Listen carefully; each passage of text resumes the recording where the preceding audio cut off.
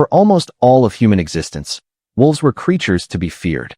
Imagine living more than 20,000 years ago. The sun has disappeared beyond the horizon. Your campfire is the only source of light, and somewhere in the darkness a chorus of howls echoes across the frozen landscape. That sound wasn't mysterious or exciting. It was a warning.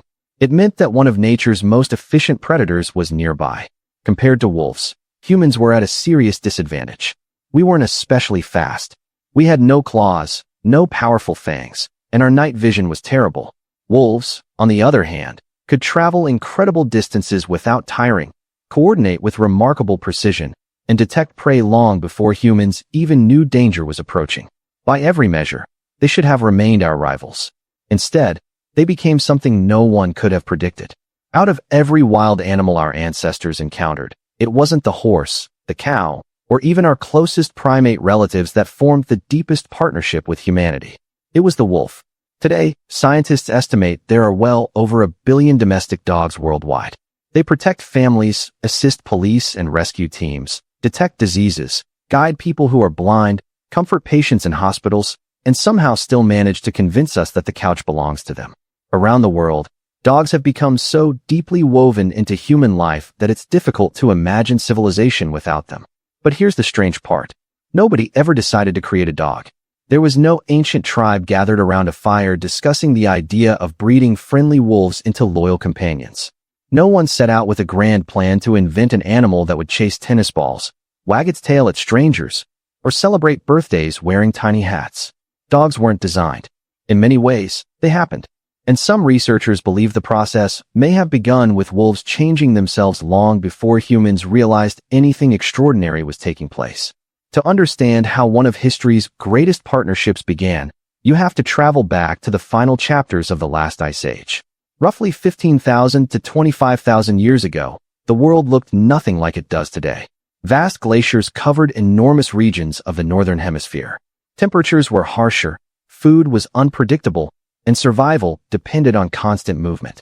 Humans lived as hunter-gatherers in small, tightly connected groups, usually numbering only a few dozen individuals. They followed migrating animals across endless plains, crossed frozen valleys, and searched constantly for anything they could eat. Every single day was uncertain. A successful hunt could feed an entire group for days. A failed hunt could mean hunger, exhaustion, or even death. Disease, freezing temperatures, injuries, and predators claimed lives regularly. Something as simple as a badly sprained ankle or a broken leg could become a death sentence in a world without medicine. And just beyond the warm glow of those campfires, another hunter was often watching. Wolves. But here's where the story takes an unexpected turn. Humans have never been perfectly efficient eaters. Even during times of scarcity, hunting left behind scattered bones, discarded hides, cracked marrow, and scraps of meat that couldn't easily be used. To a hungry wolf roaming an unforgiving landscape, a human campsite wasn't just another place to explore. It was a reliable source of food.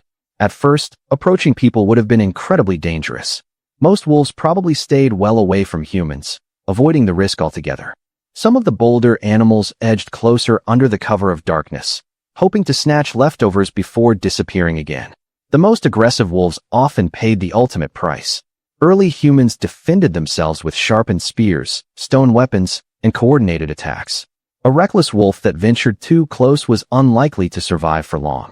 But among thousands of wolves, a few behaved differently. They weren't fearless. They were simply more curious.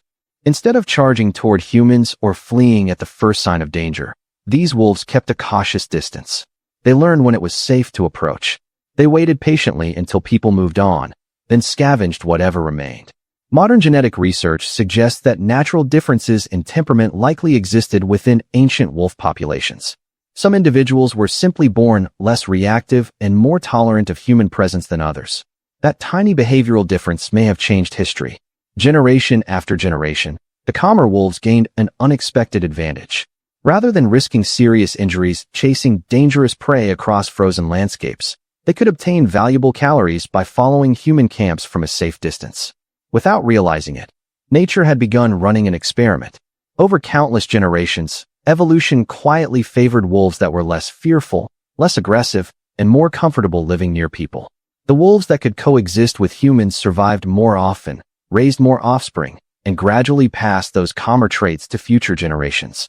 Little by little, the first steps toward creating the modern dog had already begun. As centuries slipped into millennia, those cautious wolves didn't just behave differently. They began to look different, too. At first, the changes were almost impossible to notice.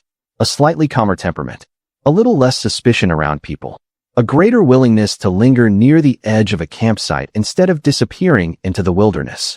But evolution rarely works through dramatic leaps.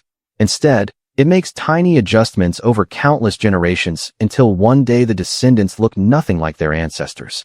The wolves that tolerated humans gained an important advantage. They didn't have to spend every day chasing dangerous prey across frozen landscapes. While fully wild packs risked injuries hunting elk, bison, and reindeer, these scavenging wolves could often survive by feeding on discarded bones, leftover meat, and animal hides abandoned by human hunters. More food meant better survival. Better survival meant more offspring. And over thousands of years, the traits that made these wolves less aggressive became increasingly common.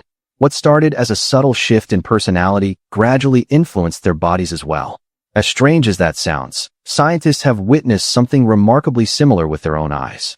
In the late 1950s, Russian geneticist Dmitry Belyaev launched one of the most famous domestication experiments ever conducted.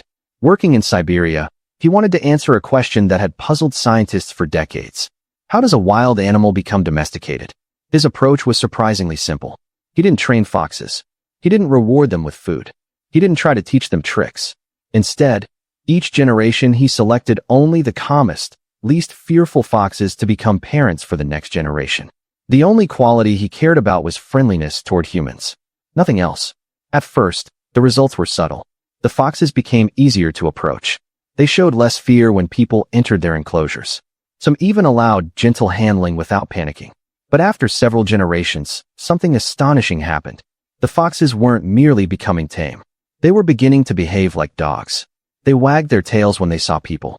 They saw human attention instead of avoiding it. Some whimpered excitedly, licked their caretakers' hands, and eagerly followed them around as though they had formed emotional bonds. Then the real surprise appeared. Their bodies started changing without anyone selecting for appearance. Many developed floppy ears that no longer stood upright. Their tails curled naturally.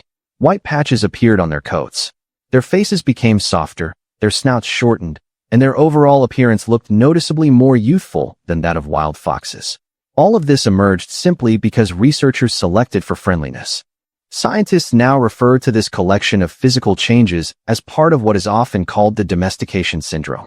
While researchers still debate the exact biological mechanisms behind it, many believe that selecting for reduced fear and aggression also affects developmental pathways that influence features such as ears, pigmentation, skull shape, and even hormone production. In other words, changing an animal's behavior can unintentionally reshape its body. Now imagine that same process unfolding naturally over thousands of years instead of inside a laboratory. The wolves lingering near human camps weren't being deliberately bred by people. Nature was doing the selection. The boldest and most violent wolves were more likely to be killed or driven away. The calm, patient, and curious individuals survived long enough to reproduce.